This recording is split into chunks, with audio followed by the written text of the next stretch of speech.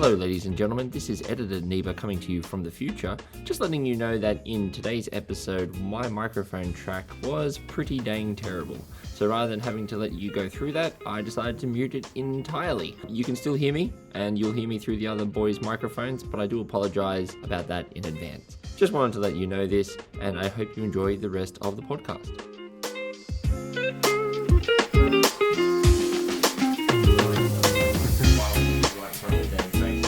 That's okay.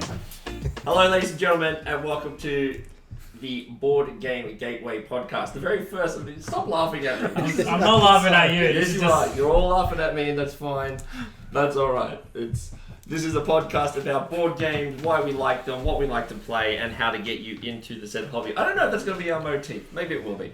Maybe it won't. We might have a few motifs. We may have a few motifs. That's okay. So, without theme music, should we be doing our own music to introduce it?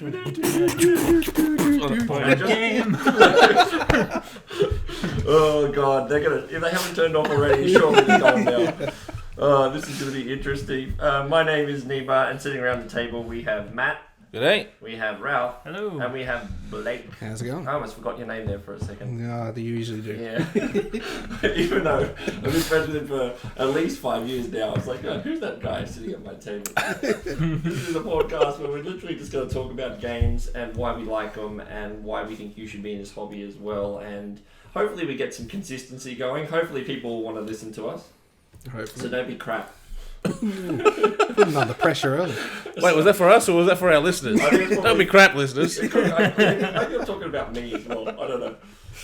It does feel weird though, like sitting around here with the microphones in front of you, because we realised we were having a conversation without the record button being pressed. We're like, oh no, someone just start recording. It's an unnatural thing to know that you're being recorded, though. I think It is, yeah. you got to turn that off. I think it's unnatural. We're all sitting at a table and there's no board. And there's no game out. Yeah, exactly. Are we D&Ding tonight? What are we doing? I think we'll have the game afterwards. I think that's the we'll be playing the game afterwards. I mean, you won't obviously be able to see it because this is audio, but maybe one day we'll upgrade to video. Maybe. Yeah, Then there definitely has to be a game on the table at least, Yeah. so people know what's going on.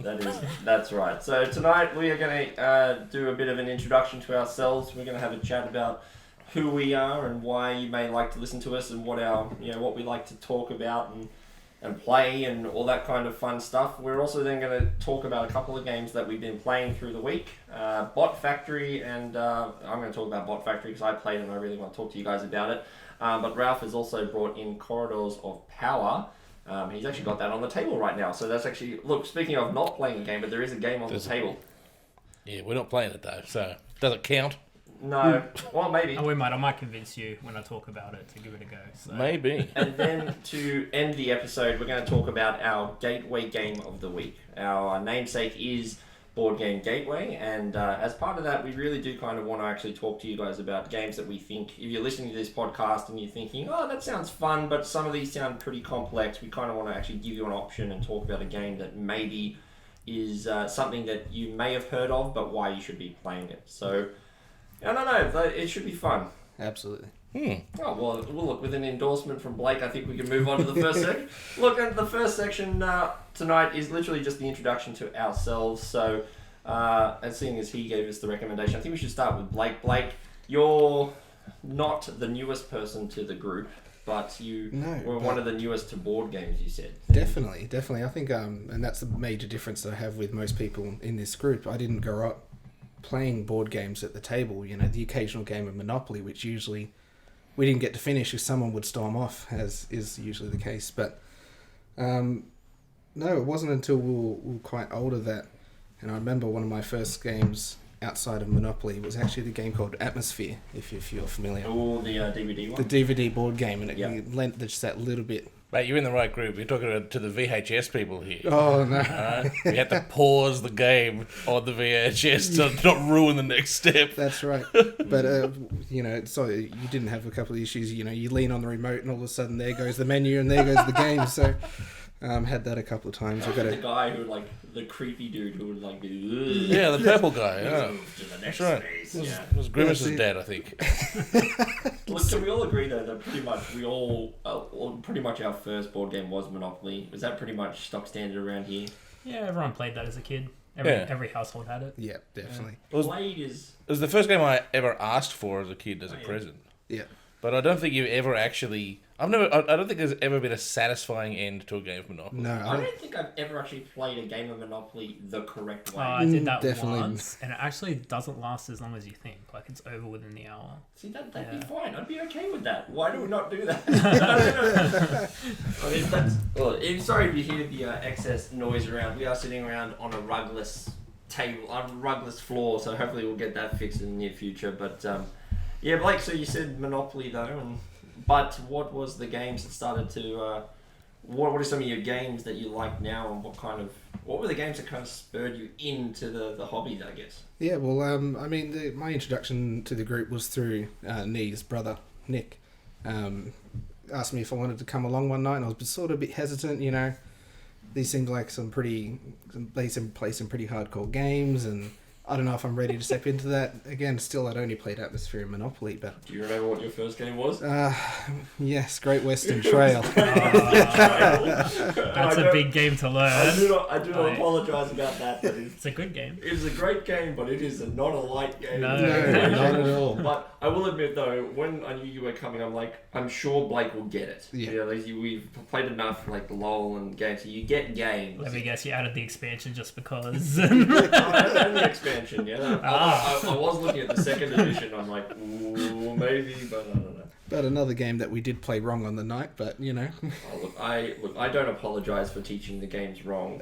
I just the way that this obviously works, and we all know it, is that I teach a game, you call me out, I then tell you win game conditions, and then you then complain at me for telling you that half an hour out from when we finish the game. This is how we learn a game by now. We all know I this. think the counter was up to 4 endgame victory scoring conditions Oh, wow. mid-game last time. Well, the game was... Oh, that's right. Yeah, it was half of Chicago, that's right.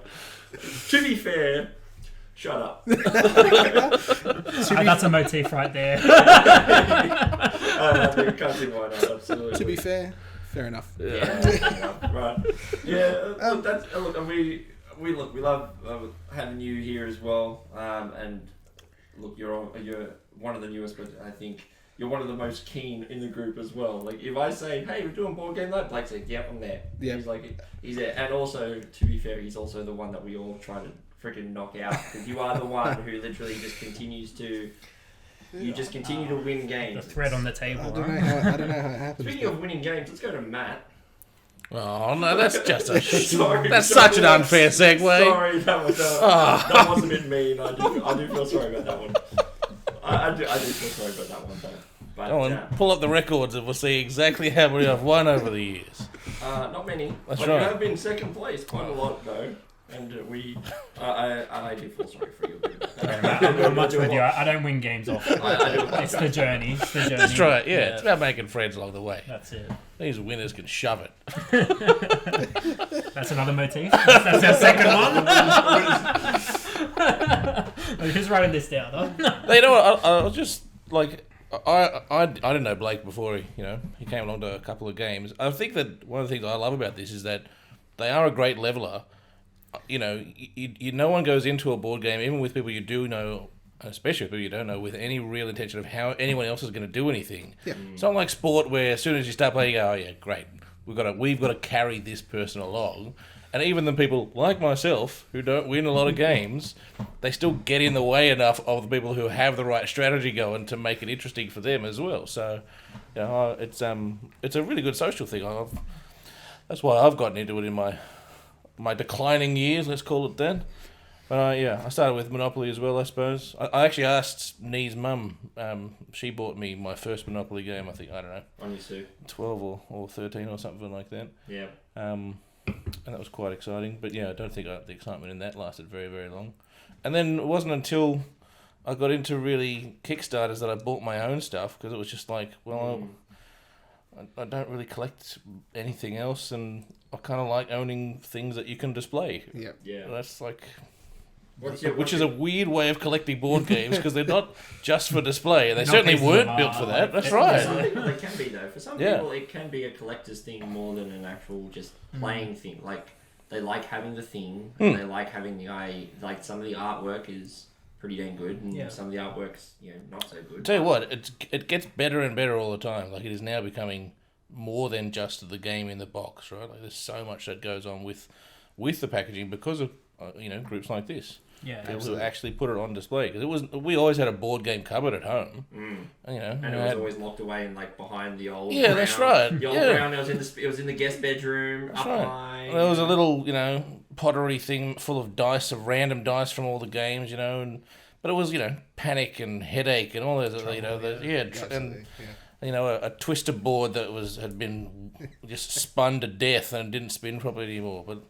I wouldn't classify them as the board games that we play now. What do you reckon is one of your favourite games at the moment, though? What's your current jam? Look, having that game of Brass a couple of weeks ago, that's brought it back to the fore. But I really did like Dead Reckoning. That's been good fun to play and learn that one. Man, picking a number one is tough. It is. That's kind of what's your flavour at the moment. It's kind of Yeah, it's still gonna have to be Bryce. I think it's a hard one to beat, and I reckon I was thinking about it today. It's not a difficult game to learn, but there's enough complexity that it's not a simple game. So we've played a lot of games where you look at the board and you think, there's so many pictures and icons and. I've got 4 different shaped cards for some reason, and then I've got meeples, and there's just the actual size of some games can really quickly go. It's overwhelming. Whereas I found Bryce, as soon as we pulled it out of the box, I was like, okay, I can straight away pick up some of the signals what's going to happen, right? But as I said, it's still complex enough to make it interesting to play a 3-hour game at sometimes. Well, that's kind of why we also wanted to do this as well, which is that there are a lot of games, and let's be honest, there are a lot of games when it hits the table, people are like, I don't want to know, I don't know what I'm looking at. It's like, look, and that happened with Bryce. Even when I taught Blake the first time, he's like, you've played Twilight, you played Great Western Trail, and you still drop Bryce in front of someone, and you go, there's bits everywhere, and definitely with just the sort of reputation that it had amongst the group of how this great game of Brass and how good it is, how intertwined it all is, how it all fits together. I'd played TI4, I'd played Great Western Trail, but still, when Nee said, come over, we're going to play Brass, I felt intimidated. Yeah. Straight. But as soon as it dropped onto the board and you like Matt says, everything just sort of falls into place. It's not the most difficult game that you can get to the table. And even following the phases, right? It's got the way that the game is built internally. It's not a difficult one where it's okay on phase 7 and now we do this unless we've done this in phase it's pretty clear cut, right? And the mechanism for going first in the rounds, being dependent on how much cash you spend. Everyone goes, okay, cool, right? That's a very simple strategy. If I wanted to go first next time, don't spend any money this time, right? If I don't spend any money, then I can't make any beer. I can't sell the thing to do the thing. No damn beer baron over here. And he always eyes off the beer. I didn't do the beer strat last time. I think it was you. Or no, someone else did the beer strat. I just went full on cotton. It was last time we played. Actually, I think everyone kind of just had a little bit of beer. And we just shared, right? It was very open. It wasn't as cutthroat as other games. Played Brass will have. What are you talking about? Beer and cotton and boxes and all these random stuff. But yeah, well, that's and again, you are right, and if you haven't told Matt and myself, really, we are cousins, but. That's please don't let that stop you. It doesn't stop us from trying to destroy each other when we are rivals as well. In fact, it probably makes it worse. It does make it worse. It does actually make it worse. It feels like that guy's not getting. Which then gives Blake the in to just wallop us every time. No, it's Tom. Tom is the one who just sits back and just lets everyone fight and does a thing. And maybe we'll bring him in one day. But then we also we'll go around the table again. We'll keep moving around the table, and we have Ralph. Hi everyone. So I sort of got into board gaming early teenager years. Risk was actually my first sort of gateway game. Just have a few friends around after school, my brother. Standard Risk? Standard Risk. So we had a lot of fun with that. And around that time, a couple of years later, I was really into Spartacus, the TV show. Yeah. And that was the first board game that I bought. I was like, this is a board game? What? And it was such a fun game where you just backstab each other. You have gladiator fights, so it felt very similar to Risk in terms of the player interaction. And looking back, you're at an auction and you're buying slaves at the market. So it doesn't quite stand up too well, but as a game, it was a hell of a lot of fun, and we've had so much fun with that game. And I added all the expansions to it, and they're really rare to find nowadays. But yeah, so that was sort of the first board game that really got me into this hobby. I'd say will be Spartacus. It's kind of like the catch-22, isn't it? The more people that we get, more people playing board games. Yeah, this is great. Where are all my dang copies? Stop buying all my damn board. Stop buying my damn board games. Yeah, I got that in my group too. But it's fun. I just love a board game where yes, you're buying black slaves at the market, but like you can just have a laugh at the table at how ridiculous this is as well, and that's kind of what makes board gaming fun, where you're arguing about things on the table, but you're playing above the table. Well, I guess the natural extension for you as well is that you hold a lot of Twilight Imperium for 4th edition days. And that's, yes, and I do. I know that's not a gateway game. That's one of the big boys. But that one of the kind of segue there is like you take you get to play a character, and Twilight's pretty much the granddaddy of I'm going to pretend to be the freaking robot virus of the galaxy. And last we played a game that Matt decided he wasn't speaking the entire day. He was speaking through. I spoke through a vocoder. The Matrix guys. Yeah. And he committed to the bit for like a good 4 hours. Nice. That's pretty committed.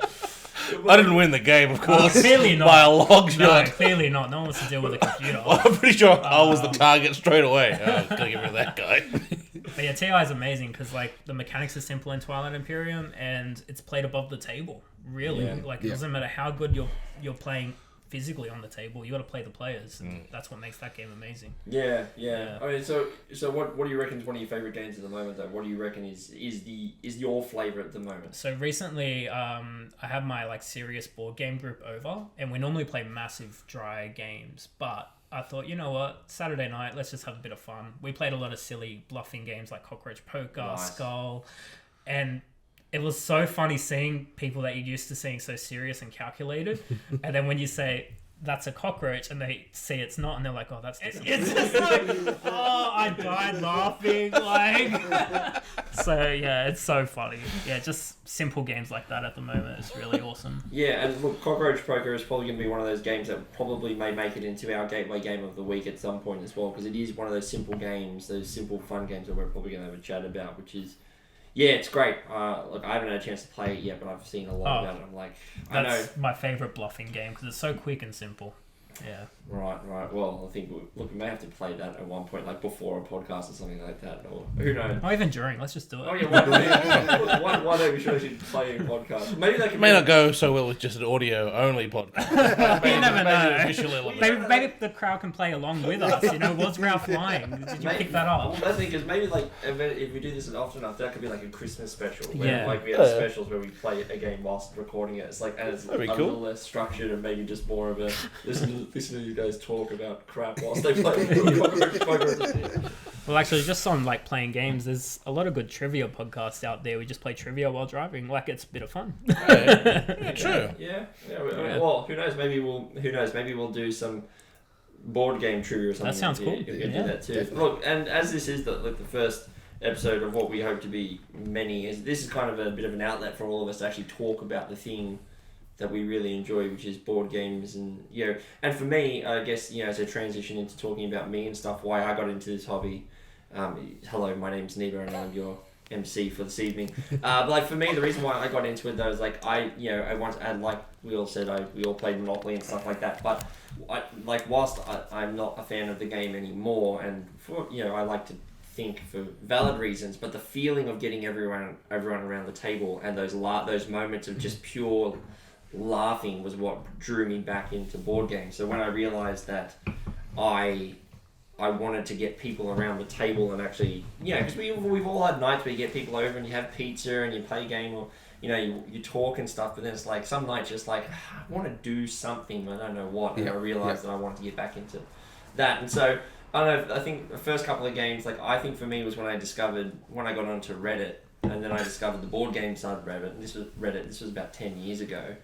And they probably only had about 50,000 members at the moment. They're over like 2 million now, something like that, which is so, I wasn't first, but I was pretty early to it. But then I realized, found the reviewers. I'm like, oh, there is actually people who like to do this, like shut up and sit down, and all these guys that really like to do these podcasts. And then all of a sudden, I was like, oh, that looks fun. Oh, that looks fun. And then all of a sudden, my collection started to grow, and Yeah, shut up and sit down. This cost me so much money over the years. it's really problematic because I actually find that my tastes align with theirs. So Yeah, they I'm say very they similar like it, too. I'm like, oh no, I'm Damn gonna, it. know I'm gonna like it. Interesting too. though, they were very mixed on Terraforming Mars. Yeah. They Yeah. didn't Yes. like Yeah? it. Yeah, they were. Yeah. And there are some games that I've realised I actually do like where they are a bit meh. Yeah, I'm the on- same. I'm the same. Yeah, Yeah. But it also comes down to the group you play it with. 100%. Absolutely, sure. Yeah. Yeah, Yeah. and yeah. I think my favourite game like I don't really know what my favourite game at the moment is. I mean, actually, probably my taste at the moment is kind of like the game like Hunter Teutonica and stuff at the moment because I don't know, I've been really enjoying that.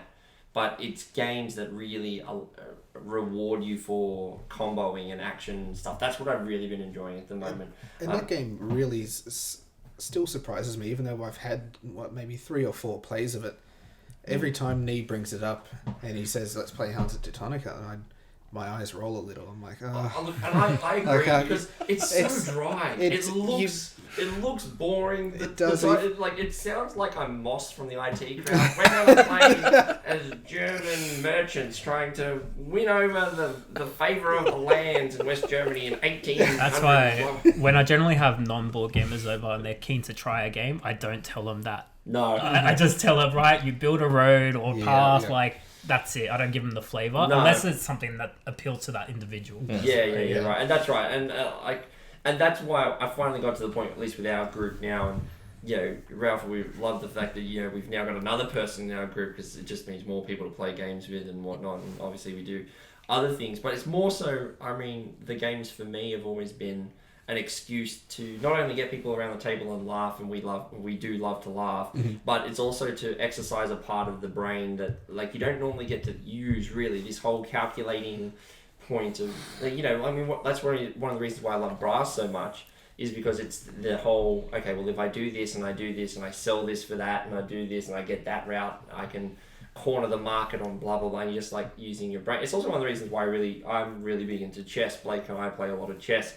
It's also, and I've only just recently really gotten back into it, and it's because I've actually like exercising the whole trying to think a few moves ahead. But I mean, I'm much like you though. I very much, Ralph, I really much like playing those smaller games as well. I mean, it's literally what GuberCon, which you came to the first time this year, and for those of you listening, GuberCon's basically a game day that I hold for my family and friends every year. He's playing it down. It's very prestigious. Yeah, well, It was this year. it was this year. It was the first year where We had lanyards and everything. Yeah, we decided to go full out, and that was actually Georgie's idea. My wife's idea. She was very much we're getting lanyards. I want this to feel, and I was like, okay. And when the lady I don't know how you're going to top it next year. well, I think what will top it next year is the Crocodile tournament. I honestly think that's going to be the thing that just everyone will be like, yeah, okay. And I don't know, we'll have another tournament that I think it'll just have to always be Crocodile or something, because I don't know. Like Ralph again introduced us to that at GuberCon, but like those days, like the reason why I had held that day was because for 2 reasons. One, I just wanted people to come over and hang out, but I just wanted to share what I really liked, which was It's a good way of ensuring that the thousands of dollars you spent on board games actually gets used, rather than $40 a week for the next 30 years. I like to think of it as future investments for playing games with my kids. I'm sure that they're. That's fine. Just But saying. I agree with that as well. That actually was an idea as well, which is, hey, there are some games, like there are games on that shelf that only get played at the day. Like Panic on Wall Street never gets played except at GuberCon. That's it.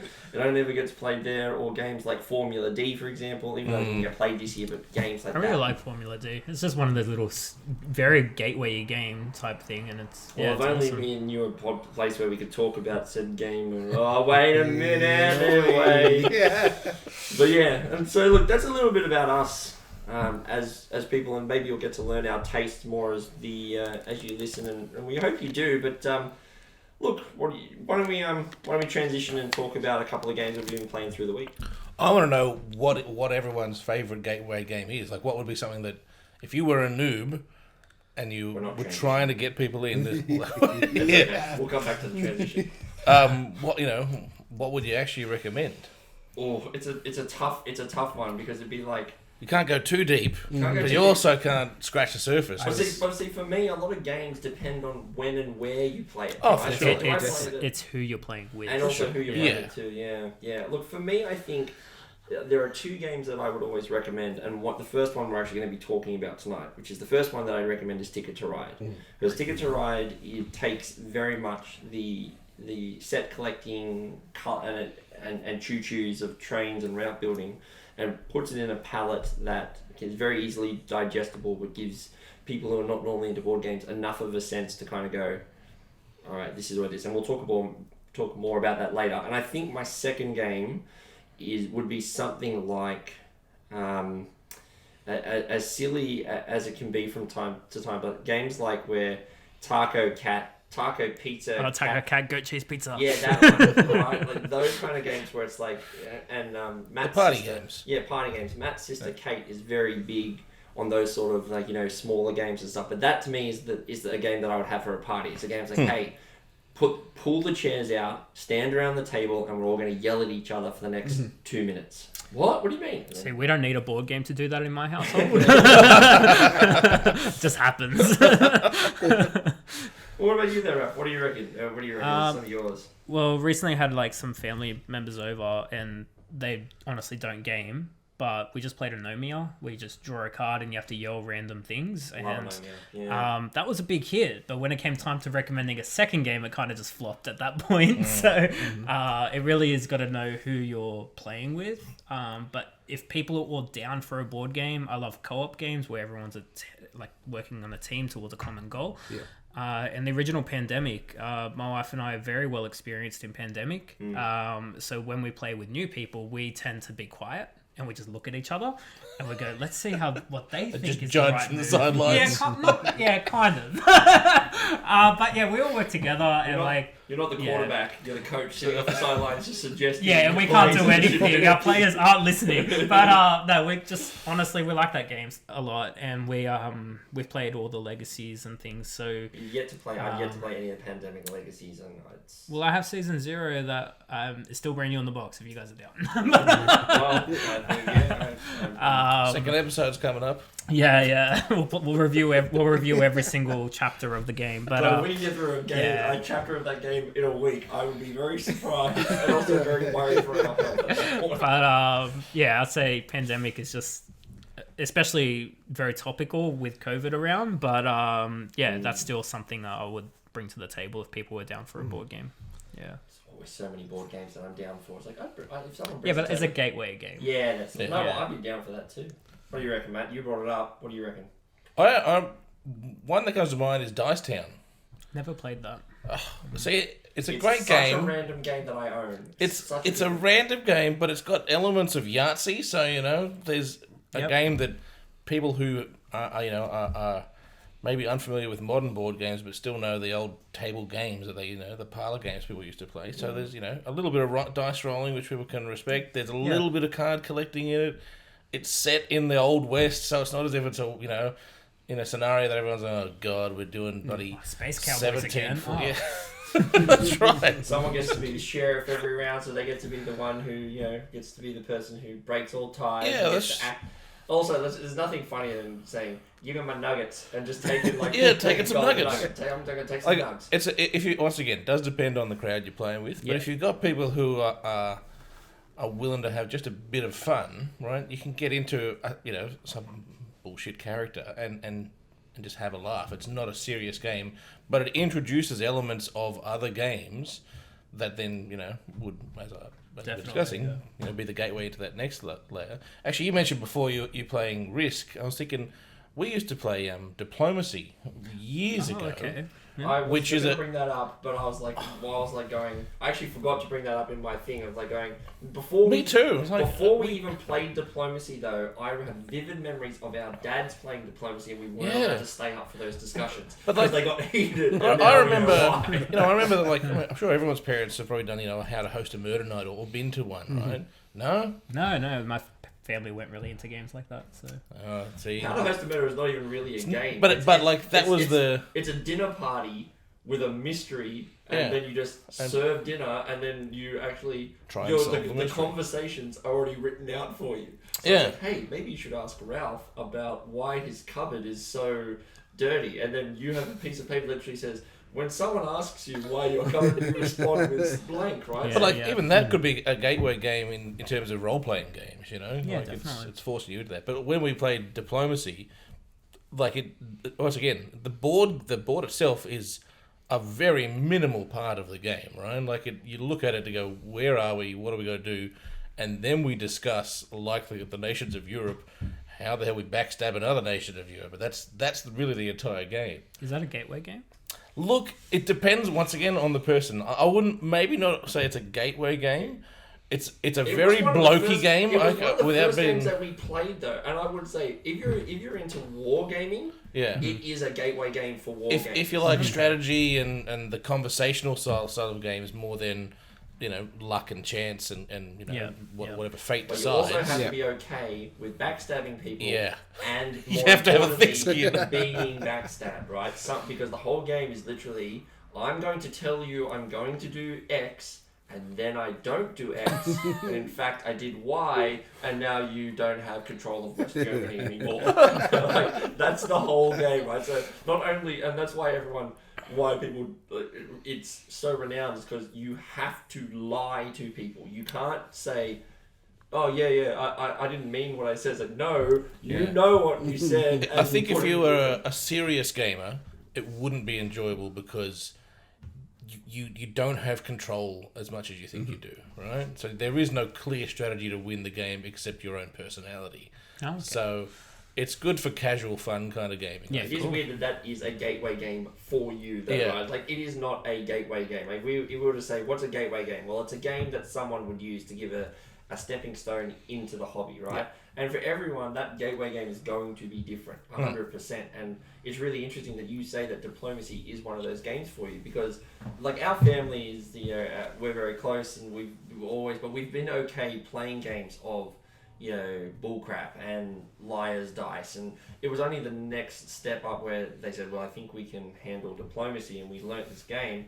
And honestly, we played games of diplomacy about 10 years ago before we were truly in this hobby, but more as an event rather than a board game. And I think that's the other thing. It's not really a sit down kind of thing. It's come round on a Saturday afternoon. We'll have a couple of drinks and we'll take over Europe together. Kind of thing. But that is what a bit of board gaming is about now. It's like there are a whole genre of games of like, hey, grab a drink, let's sit around the table. Let's actually sit around the campfire and play games. And I think that's why one of the reasons why we wanted to talk about it so much is that, well, what are these games? Like, we have games as serious as as diplomacy, and we have games as light as taco, cat, goat cheese pizza, whatever, cockroach poker, but that's the spectrum. And they're all a vessel to Fun. Just Fun. having a good time with They're friends having a and good family, time. really. And, and what is fun is subjective to everyone, but that's the point, right? There's something here for everyone, and that's why we're kind of doing this and why we want to talk about The way I see it, like, I play a lot of those games with backstabbing or sabotage involved, but it's never malicious towards a person. It's always just fun at the table, and everyone knows that. But in saying that, you still hold that grudge, and next time you play the same game, Absolutely. Quick aside Yeah. about the last game of diplomacy that we played, my brother and my dad both gave my mum $20 in cold hard money. And they said before the game, if either of us backstab each other, the person who backstabbed first takes whatever is in escrow from mum and is up $40. Oh, wow. So, like, in terms of going, you have to know it's in the game. Sometimes there's real money down there. Playing diplomacy, but look, I don't need to do an official stinger, but I want to transition into a game that I played this week. I want to transition to a really new game. I want to transition into Bot Factory, because speaking of games that kind of get you around the table and made me feel good, I want to speak about this. Now, Bot Factory is a new game. It hasn't actually come out yet. It's just finished its Kickstarter campaign, and it is by Vital Lacerda. Yep. And for the people out there who don't know who that person is, he's really a very renowned, prestigious board game designer, but he is known for making some of the heaviest, most brutal games on the market. Games include I believe, on Mars, he on does. Mars, yeah. which is like, Blake, you don't like really not a big fan of worker placement, this is the biggest worker placement game. It's But apparently it's really good. Yeah, there's actually not a lot of workers in it. Well, there you go. And there's also he's also got games like Lisboa, Kanban EV. I believe he did Food Chain Magnate as well. I think believe, yeah. So and these are all games that are really well respected, but they are brutal. It's like these are games that if you make mistakes, you will be punished for them, and you should have known better, you silly human. But Bod Factory is the attempt by him and the publisher Eagle Griffin Games to basically take some of his well-known ideas and simplify them and make them more entry level. You would say it's the gateway game to Vital. Yeah, games. it's probably the gateway to his games. And so Bod Factory is kind of a reimagining of Kanban EV, which is I don't think any of us have actually played, but it's... No, one of my friends speaks very highly of it, where you're just in an auto vehicle factory. Yeah, you're basically making electronic vehicles. You're basically making automating a car factory. But Bod Factory is a game where it's from 2 to 4 players, and you are going to be making little robots. And the way that the game works is that it has minimal worker placement, but it only has 4 different departments you have to go to. It's assembly, you have part selection, you have research, and you have finance. Essentially, put the bots together, get parts for the bots, get designs for the bots, and make those bots worth points is essentially what it is. But what about the game is really good though is it's a game all about comboing. So it's basically a game, as everyone if you get in your phones and you have a look for the images. But what you'll see is the game itself is very much about, well, I'm going to put my worker. You only have one worker, and you can put your worker in one of the 4 departments. And then the way, so we all put our worker down and we all do that. And then there's one other worker called Sandra. I called her Karen for most of the game because I just felt like it was more appropriate. And Karen's only there to make your day worse because she will literally clog up one of the departments and also do an action that you may not want her to do, like getting rid of stuff and saying these designs are antiquated, get them out of here, get some new ones, etc.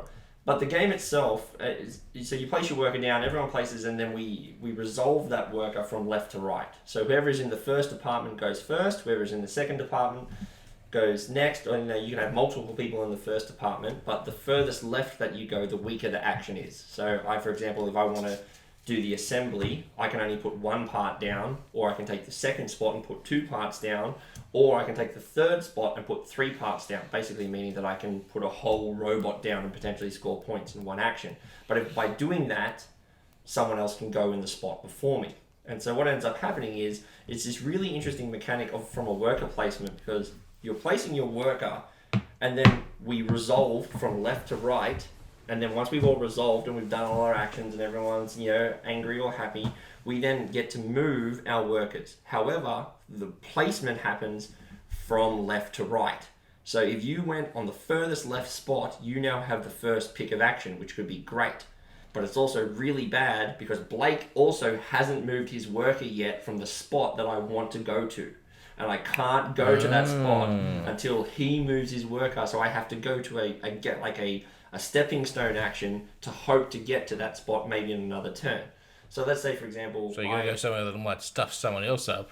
Yeah. Yep. So basically this is a game where no one is ever happy. Is that what you're telling me? Yeah, pretty much. Right? So, one of the examples of the moves that I had was I finished assembling a bot. And I went on the very left-hand spot, and I finished assembling a bot in the game that I was playing with a group of guys from the Board Game Barbecue podcast, and not the pod, but from the community over there in their Discord, which is really cool. And we played that, and I built the bot, but the other 3 players were all in the finance area. So they were trying to get bonus victory points for completing specific bots and making them worth more, etc. And I really wanted to go there to score. But because I had first action, I couldn't go there this turn because all 3 of them were there. Mm-hmm. So I had to go somewhere else. And it meant that when I made that choice, then they're like, sweet, now they can go back there and we can have this. But then also the wrench in the cog is bloody Sandra because she moves as well in order. She just goes from department 1, the next turn she's in department 2. But then if department 2 is completely full, she just skips department 2 and goes to department 3. And you're like, I don't want you in research because wherever Sandra is, it also costs you more economy, it costs you more money. So she's there and she's like the health and safety inspector. Yeah. So while she's there, you've got to be proper and you've got to cut corners. Yeah. And so I was umming and ahhing about this game. I saw it on Kickstarter and I was like, looks kind of cutesy, know the name, and I heard somewhere. I'm like, I just was really umming and ahhing, and I happened to play this game with 5 hours left on the Kickstarter.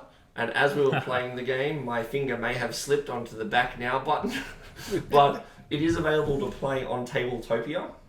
So if you're listening to this podcast and you're like, ooh, that sounds like it could be a fun game, it is available. It's for free to play on Tabletopia at the moment. So what's the playtime on that? We played with 4 players at an hour and 45. But that was with a 15-minute, I need to go pick up my daughter from work break at one of the players. And it also was 3 first-time players with maybe a 15-minute teach. Yep. So you'd be looking at less than maybe 80 minutes for 4 players to play. That's pretty the game. good. Yeah, it's really good. And I came out at the end. The images look pretty, like it looks like a nice, colourful game. And The well art, done. the art looks really good. Yeah, they've really simplified it down. They've really made it so it's very understanding. Like there's not a lot of icons, but they're everywhere. So it's kind of like, oh, I know if I do this, I get an action. And the thing that really pulled me into this game was what I kind of touched on, but I didn't really explain, is the comboing. So it's like if I go further to the right, I may do an action that allows me to, if I take this research, I can then pick a part. And then, well, if I pick a part, there's a specific part that if I'm able to get it, I can then also put that part directly in the assembly area. Yeah. So you can actually plan out your turn from going, well, I don't need to, but if I do this, I can do this, and this, and then next turn I can get there and finish it. So you can really start planning. Sounds like a game I would lose every time. It's a game that... Or think I was winning until about 3/4 of the way through, and then Blake or Tom would come through and just... Well, see, That's it. I came out the other end with the win, which I was quite happy about, but I will admit I legitimately was sitting there going, God damn, I would be playing Blake, and I'd be, or Tom, or Nick, or Ralph, or anyone of Matt. Nah, not me. Come on, let's be honest. Well, you may have one. I am okay to be the foil. No, that's fine. What would happen is we'd be 2 turns out from the end of the game, and you'd go, oh, Yeah, that's what I'm supposed to do. That's what I'm supposed to do. And but yeah, and I honestly, I was really umming and ahhing about it, and it wasn't until I played the game that I went, no, I'm 100% certain this will be. It's basically baby's first, Lacerda game. The BGG weight says it's about 2.4 out of 5, right? So it's like right in that mid-weight kind of category. I honestly think it's probably well suited around that two pointing. It's simple enough that we could play it after a podcast, for example, but also crunchy enough that you'll sit there and go, I actually do have some decisions to make. Look, that was Bot Factory by Vital Lacerda. Also, it's co-designed, I'm going to butcher this name, I'll give it a go, by Joao Quintela Martins. He's also an art by Pedro Sato. So I should also probably mention all of those because they also had a part in it, and the art, as you said, looks pretty dang good. So Bot Factory is really fresh. good. Yeah, it looks really good. That plays a really big part in what games I'd even want to play. If I look at the actual box is one thing, but once you open it up and if it just looks, I don't know, that it has to feel fresh. It has to feel crisp, I hate to come back and rag on Nee's game again, but Hansa Teutonica. It's just the I one. agree with you, I think. Look, I will admit, with Hansa as well, though, it is so... No. Let him finish his thought. Before you launch into the fence, you got to let him shit all over it. Yeah, alright, fair enough, go on. And look, it's like I said, every time it comes out, I just look at the board and go, what am I looking at? It's a bit grey, it's a bit dull, it just looks... It doesn't have that colourful sparkle that you see in a lot of games, like Ark Nova that we played recently. Oh, that's a very That was game. very eye-catching and engaging straight away. I pulled that out, and when Ralph brought it over, and straight away you're just looking at it going, wow, this looks a lot of fun, and pulls you in immediately. See, I felt the same about the blandness with 2 games. War of Whispers looked very bland. Yeah. But same as Brass as well. Yes. I love Brass. Needs a I do not facelift. like... I know, and a lot of people... I'll probably get a lot of hate from some people, but I do not like either side of the Brass board. It's green on brown and then dark on purple. Okay, so... I'm like, dude, I love this game. It's literally in my top 3 games, but the board just, I would just love for a bit more contrast between the cities. When I bought that, it was a Kickstarter when he released Birmingham. Oh, okay. Right? And the only reason I bought it was because the Kickstarter had Birmingham and Lancashire in the same pack. I was like, oh, 2 board games for the price of 1. Yeah, that's Hell awesome. yeah, that's a good deal.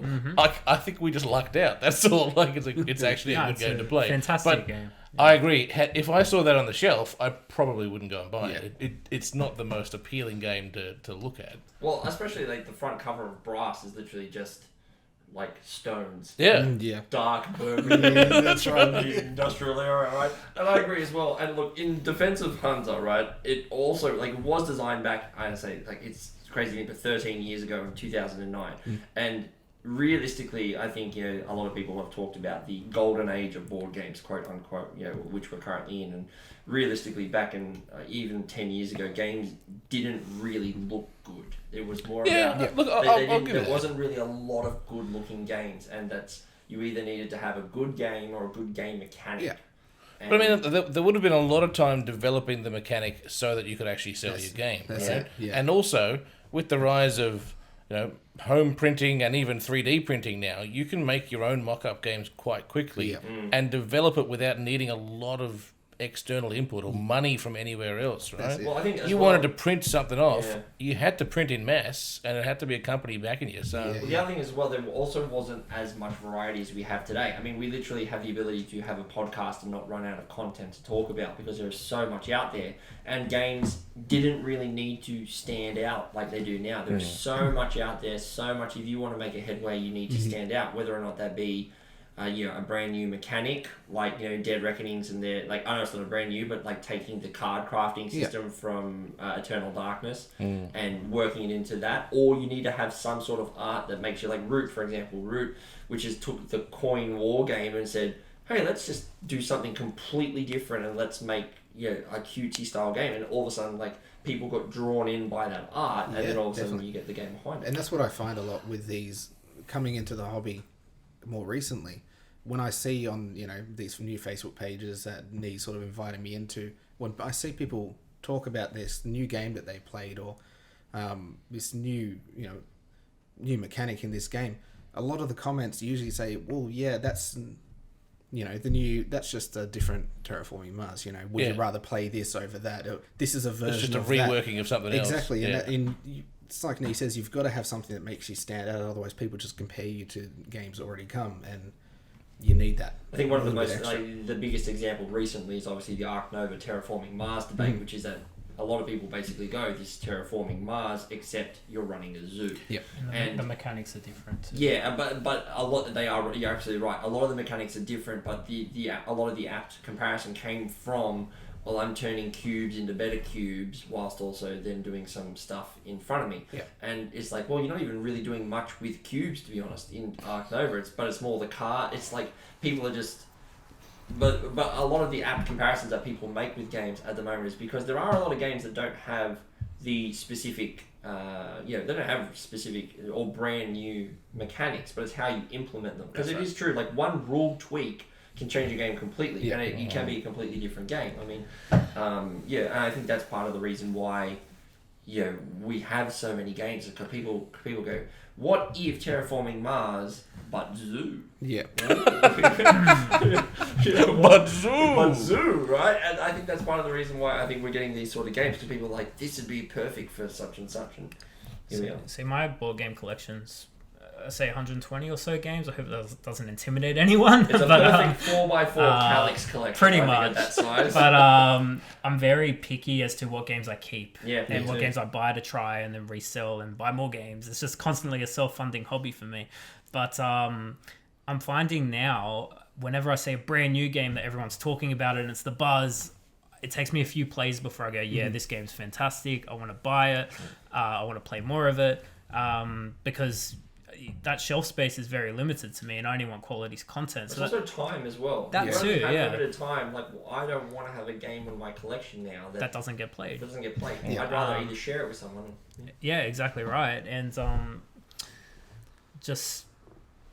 exactly right. Just finding the time Yeah. just to play those games. And don't worry, anyone who feels intimidated by that, I have a grand resounding 2 games in Oh, my really? collection. And what So- are Freeze those on the way, two games? Freeze on the way. Well, like we were talking about before, one's just that sort of shelf game. I bought the most recent version of Atmosphere with the app on the yep. phone.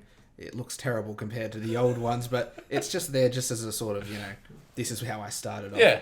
And I've got Coup as well, which is classic. And But don't tell I've you're just- technically you've got 3 I've now. just started, which is what was worrying me. We were talking about before about getting into this hobby and this slippery slide. I've just backed my first game on Kickstarter. these Oh, last mate. couple of He's weeks. pulled his Kickstarter. What is your Kickstarter? Bring out the crown. What's your first Kickstarter? Since I'm definitely was heavily into video games before board games, and he brought me in. I'm heavily into a game called Dead by Daylight at the moment. Okay.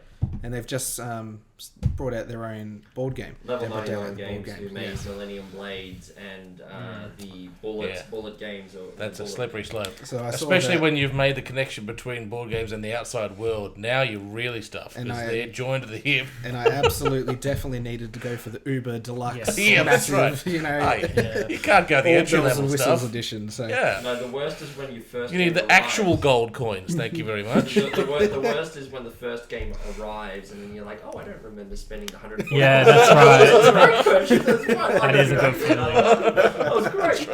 I've paid all my bills. I can do this again. Oh, now I've got a game. This is the best thing ever. But a bit aside, very quickly before we'll move on to Ralph's game, Corridors of Power. I just want to say, as an aside though, with Ralph, how you said, you cycle your games through. I actually met Ralph Oh yeah.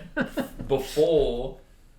You met Ralph. I met Ralph. Yeah, that's a weird sentence. I put up a game for sale. I was selling Downforce. Yeah. Downforce.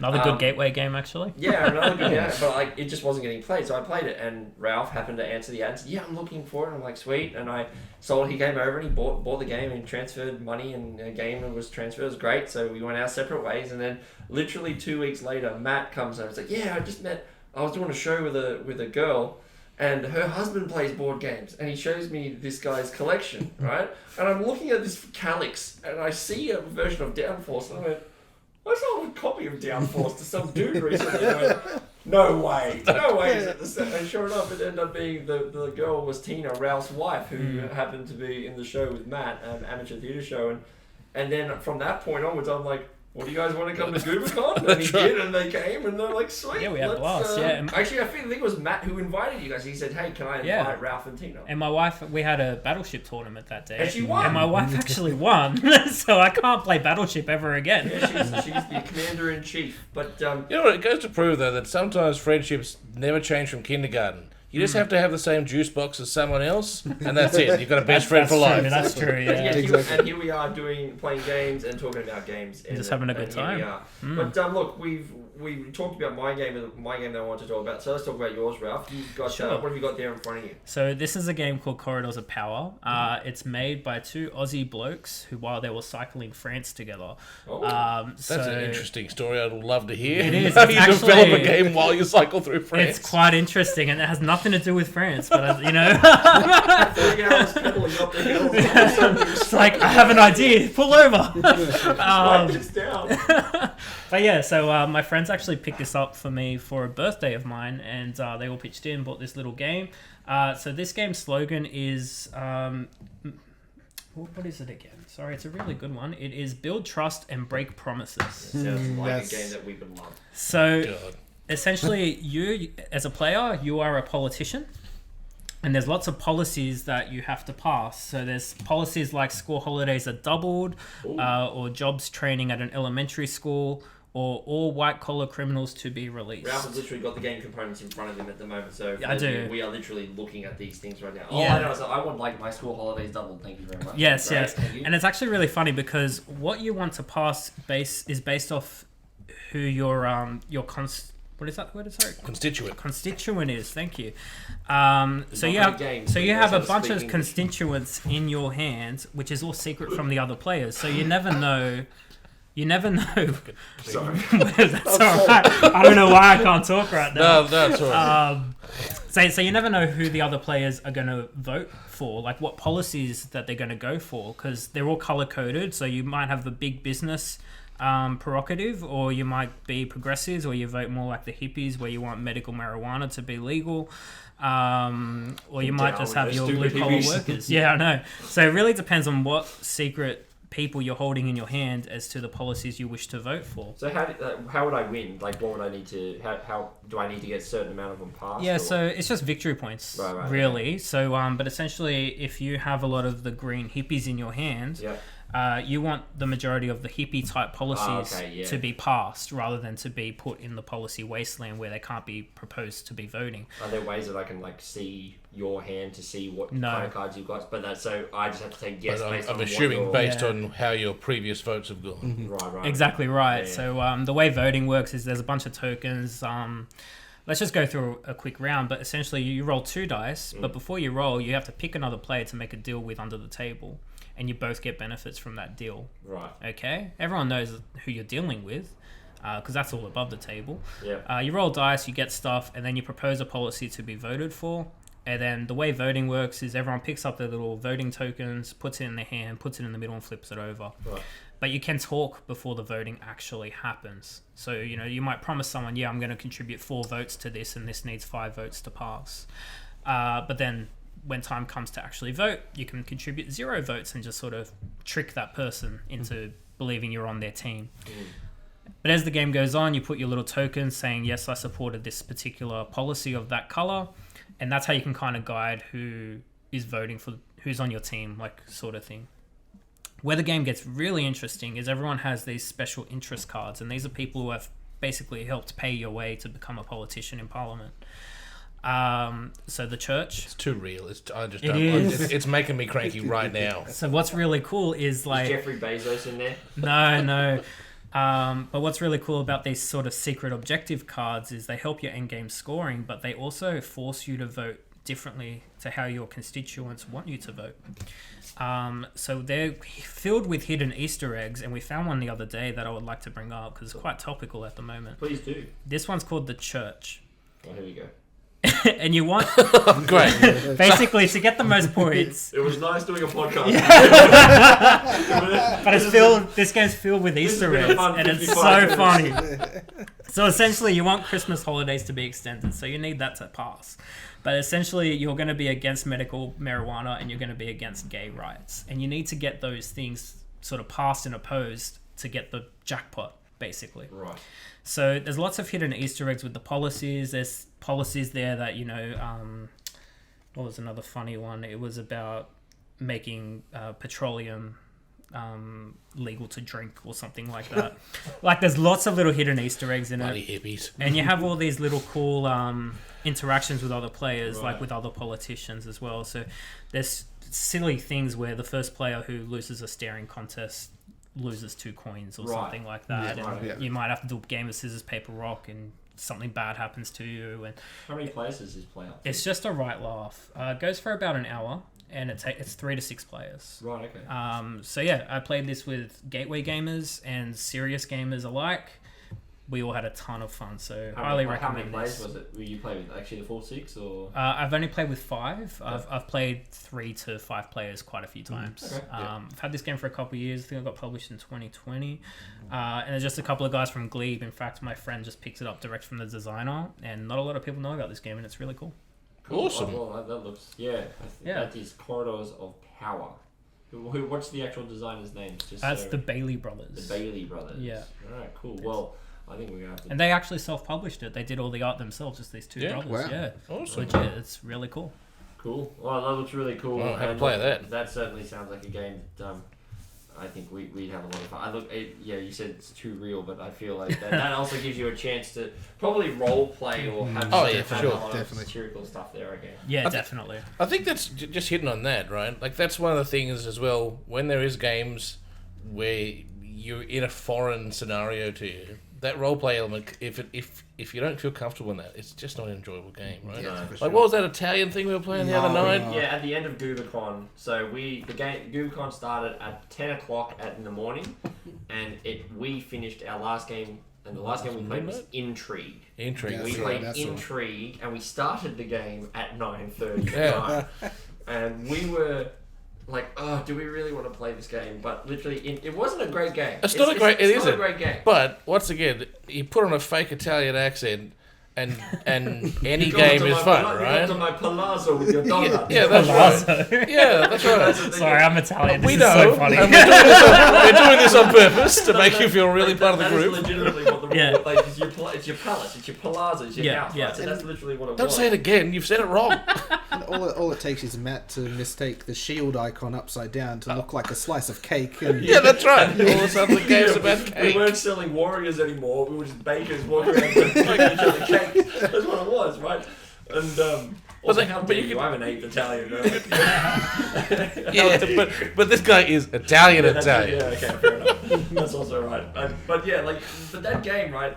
And this is one of the reasons why I think I hit so hard, like say sharp and sit down, is because we have a group of friends who are willing to play the bit. Yeah. Like, what was the bit? The bit was, like the first action of the game, Blake came to my palazzo and he goes, okay, I'll give you 50 grand if you put me there. And I said, yeah.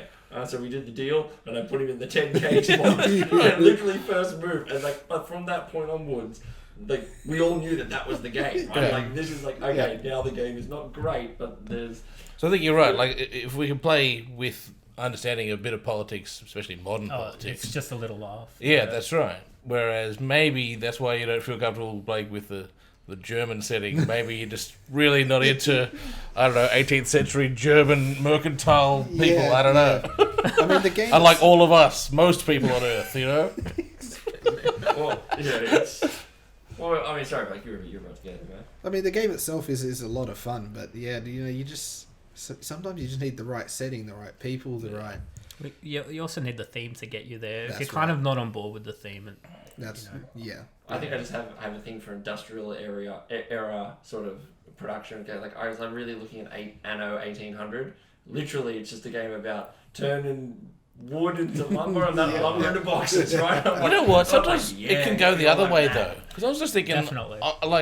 I never liked Camel Up or Camel Cup or whatever the hell it is. Oh, let's look. We don't have another 2 hours. No, but like... I don't have to throw hands. I remember everyone, you know, it came out a couple of times at previous Goobercons, and I'm like, it's a silly game. It's just, the theme is silly, the idea of the game is silly. It should be something that I want to play because that seems like a lot of fun. And every time I play it, I'm like, I don't like this at all. Yeah. I don't get why I don't like this game. I actually think you'd much prefer Longshot, the dice game, which I just received, which is basically kind of that without a bit of all this stuff. But we'll have a look at that. Look, we're coming towards the end now, so we want to just transition to the final segment for the night, which is our gateway game of the week. Which is, we're going to have a quick chat about, we kind of mentioned it, but we're going to chat about Ticket to Ride. Before you do, did we talk to Blake about his gateway games? Did you get asked that? No, I don't think we did. No. I don't think we yeah, did. let's digress. And he is literally the gateway gamer, really. We're Like, gonna he's go back the in newest. time. Yeah, you got to represent the people. Yeah. We're not going to do that. I'm not going to post this in. We're just going to continue the discussion. This is only episode 1. I'm not editing that in straight away. Look, well, like we sort of went over, I've sort of skipped that gateway section because I went from playing, the Atmosphere. classic games to, Great Western Great Trail. Western Trail. But Yep. I was thinking about it, and probably one of the gateway games that I've only played on Board Game Arena with Nee, which is just easy for anyone to get into, is Can't Stop. Oh, It's just a game of dice rolling, and anyone can understand it, but it leads to so many good scenarios where, you can't stop. You can't stop rolling that dice. You gamble too hard, and you lose it all. Yeah. have you ever played the game Greed? Or it's a pusher-like game where it's basically you've got four dice and you roll them, and then you have to take 2 pairs, right? So you have to, if I rolled a 3 and a 4, a 5 and a 6, I can either take the 3 and a 4 as a 7, or I can take the 5 and a 6 as an 11, or the 6 and a 3 as a 9, whatever. And the way that the game works is that you have 3 cubes, and you win the game by getting your 3 cubes or completing 3 of these rows. And so, for example, I would need to roll the number 2 3 times. And if I did that, I'd complete 1 row. But the number 7 has to be completed 17 times if you're going to roll 7, right? You're rolling 4 dice.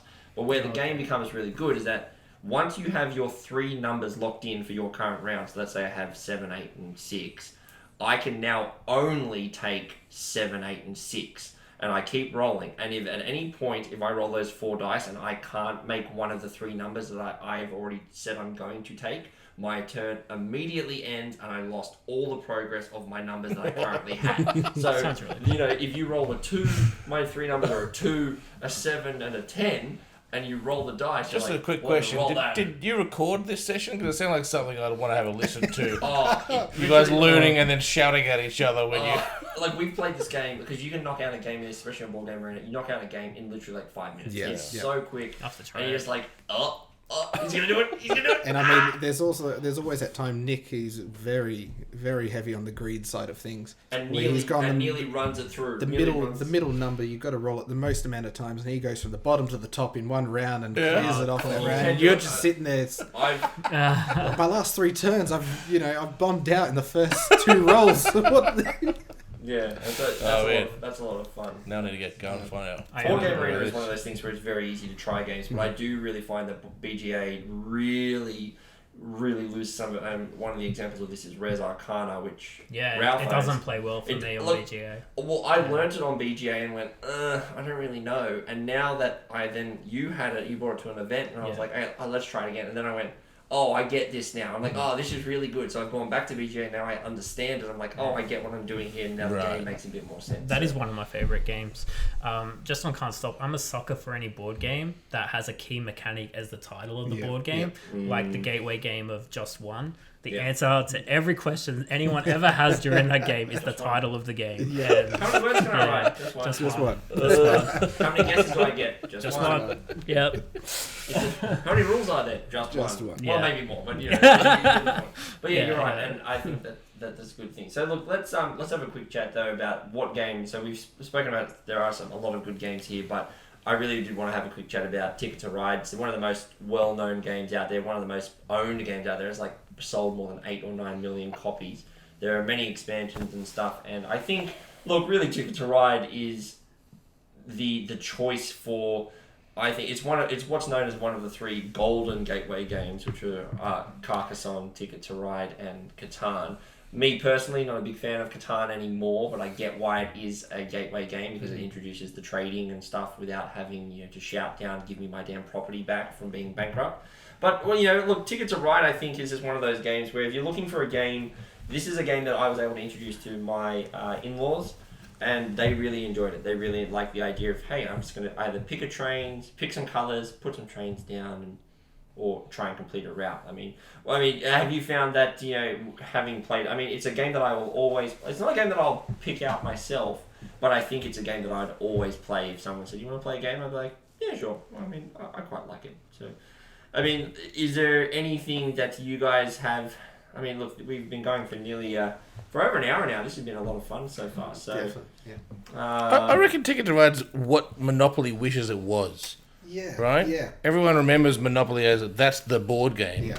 But I think Ticket to Ride actually has the playability that Monopoly should have. Definitely. Yeah, Yeah. for sure. So, go on, Blake. And my thing with Ticket to Ride is it was one of the first games that I sort of played. I got it online, and I started playing a few games on my computer.